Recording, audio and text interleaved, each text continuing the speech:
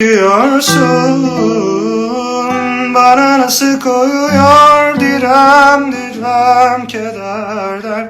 Korkunca büründüğün bir ruhsuzluk bu. Ta benden dönüyorsun, sana nasip oluyor birer birer bedenler. Yanarsan parlarsın güneş misali, yakarsan dağlarsın ateş misali.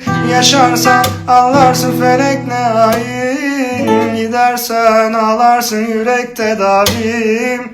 Yanarsan parlarsın güneş misali, yaşarsan anlarsın felek ne hain. Yakarsan dağlarsın ateş misali, gidersen ağlarsın yürek tedavim.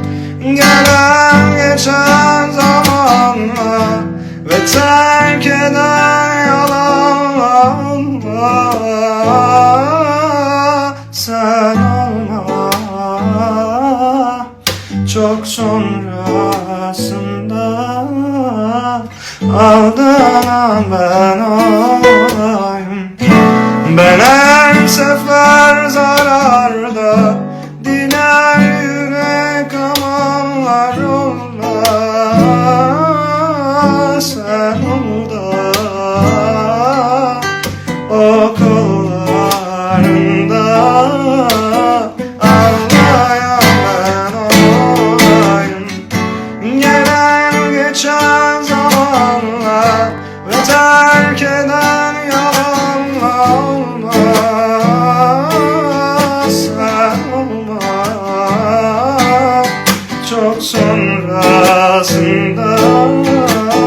aldanan ben olayım. Ben her sefer zararla diler yürek amanlar oldu. Sen oldu o kollarında.